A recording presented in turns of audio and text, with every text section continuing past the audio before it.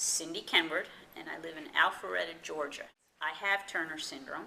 I was diagnosed at the age of 17 back in 1978.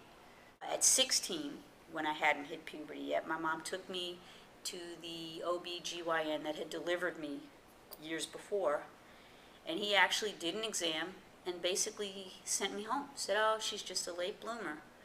A year later, when physically still nothing had happened, now I'm 17, my mom took me to a specialist. We were living on Long Island at the time, so I went to a specialist in Queens, New York. He did all sorts of tests and diagnosed me. I think he knew right away, but he needed the confirmatory hormone tests and the genetic karyotyping. It was actually a relief because I knew something was wrong. Well, maybe I shouldn't even say wrong, but I knew there was something going on when all my friends had hit puberty, and I could see they looked different. You know, I really wasn't developed at all. I was relieved to finally have an answer, and then my doctor said, okay, now we're going to put you on your hormones and get you going. So here I was, a senior in high school, hitting puberty.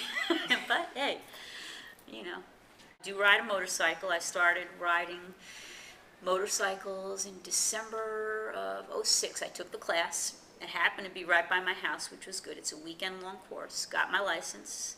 Started on a little 250 Honda Rebel, and now I ride a Kawasaki Vulcan 500. And I enjoy it. I ride to work when I can. If I can get out on the weekend on the bike a little bit, I try, even if it's just a little bit, I try to ride a little bit. I enjoy it. I also have been in martial arts for 8 years. I'm a third-degree black belt in Taekwondo. I have served as president of my local chapter in Atlanta, Georgia. And then in terms of the board on the national level, I have served in the capacity of Turner Syndrome Woman at Large, board member at large. So that was a real good experience. I enjoyed my time on the board. Hopefully I made some sort of contribution, and you know, I want to remain active in both local and national levels.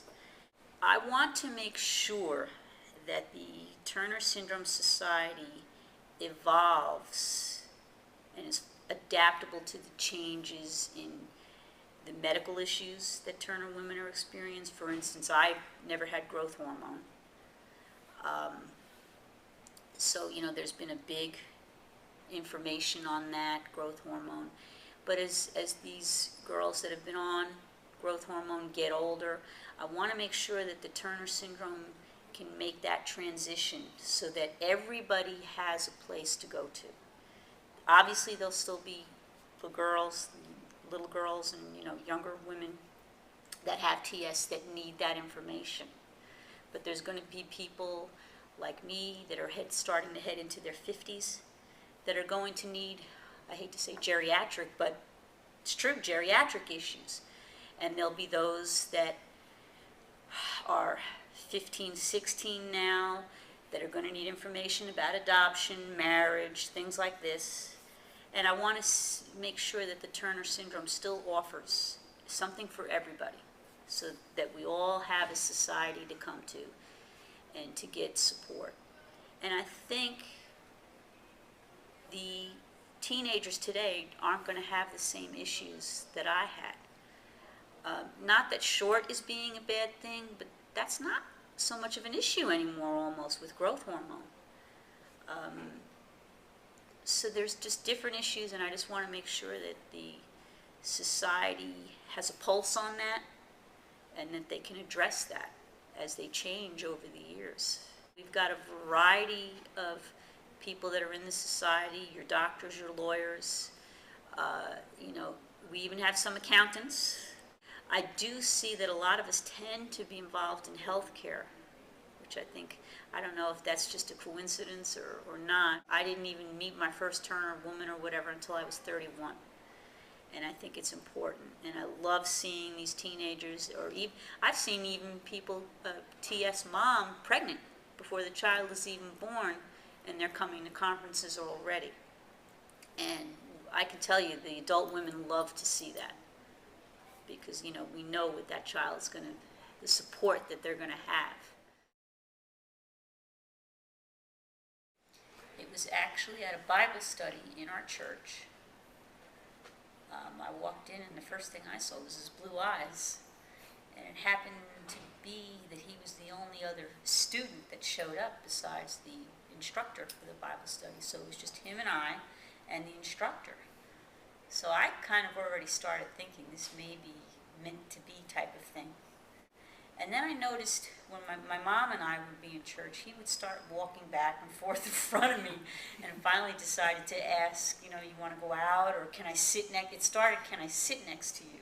It was one of those things, called an awkward moment where, gee, you want to go out for coffee? And from there it just blossomed into a relationship. And after a few dates, I learned about her conditions and her Turner syndrome and was like, okay, so that's just her story. I think part of it depends on what age you're talking about. I mean, when I met him, I was, 24, and he was like 25. So, I wasn't in the mindset of a 16-year-old going to a school dance. At that time, I was in the mindset of finding a lifelong partner. So I think if that's where you're at in life, I personally think it's very important to sit down and discuss and let your partner know what's going on. I mean, I think honesty is what it's all about, and I think any relationship should be based on honesty. Don't be afraid. One of the things we learned in adoption, just be truthful, be honest. Of course, it's like anything else. When's the right time? You never know when the right time is, maybe, but it'll just happen. And if the person really has an interest in you, it'll be just like, okay, so that's your story, and we'll deal with it, whatever it may be. If it's not meant to be, there's another fish in the ocean somewhere. Yeah, I was concerned only because of a previous comment we had made while we were out on a date. He had just bought a new car, and I had asked him, so what made you choose this car? And he mentioned, I like the color, etc., but he mentioned a car seat could fit in the back. And I thought, okay, we need to talk. I told him, with me, a family might have to be built differently than conventional, and I just wanted to make sure that he was okay with that. It's not that I didn't want children, but we were just going to have to do it a little different. And after that, I was fine. Just only because of that comment, I was a little scared what might happen. But at the same token, I knew I had to say something. If children can't come about biologically because of whatever reason, adoption's a plan. It's not an issue in my mind. I guess before I ever met her and when I was in college, it was like there was a lot of issues about whether to adopt or not and stuff like that. And it was like, well, gee, if I thought about that for years, it was like, must have been God's plan for me to find someone we'd be adopting and not having our own children. There is a grieving process that I think you need to go through in terms of a biological child, and I think that even includes the prospective grandparents. They have a right to grieve too, and I think you should be allowed to go through that.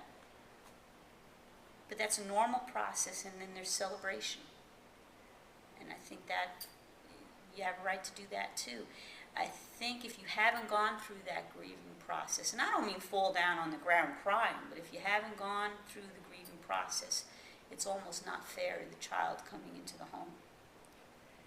And I have seen some adoptive couples, and not necessarily even with Turner syndrome, just that we've met through our adoption agency, that they haven't gone through that grieving process. And I don't think that's a good thing. And I think it allows you to be more open to the adoption experience. If you've gone through the natural progression of life, so to speak. So I would say to a couple planning on adopting a child, just make sure that your heart is ready. And then just go for it and just enjoy the experience. Oh my gosh, that was an awesome experience. We were having to stay in let's see, Rochester. So we drove to Syracuse to go meet her, which is where the adoption agency was. And there, you know, after we signed paperwork and everything else, we were in the placement room. And then there was this knock at the door. And the counselor walked in with this baby that was absolutely gorgeous and just walked over to us and just placed her in our arms. Flying from Georgia to New York, knowing what was going to happen a day or two later at that time, you know. Actually, I think we flew into Rochester, Mark, Oh, picked that's us up right, at the the airport, morning of. You're right. You're and right. drove straight to Yeah.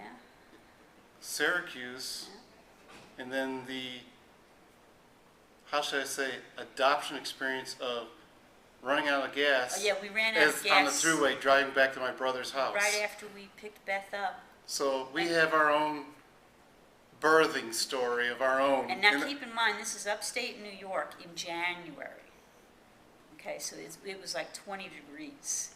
And here I have this baby that I just met, and we're on the side of the New York State Thruway. But it was fun. 50 feet from the exit. And at that time, AAA says, we can't come get you because you're on the wrong side of the exit. My brother drove. Fortunately, I said, see if the car will start. Started the car up, drove through the exit toll plaza, got on the other side, called AAA, says, now come give me gas. Yeah. So that was an experience. And Yeah. I call it, you know, everybody with their, if you have a biological child, they have their own stories. And I look at this and says, well, this is our story for the adoption, making it special.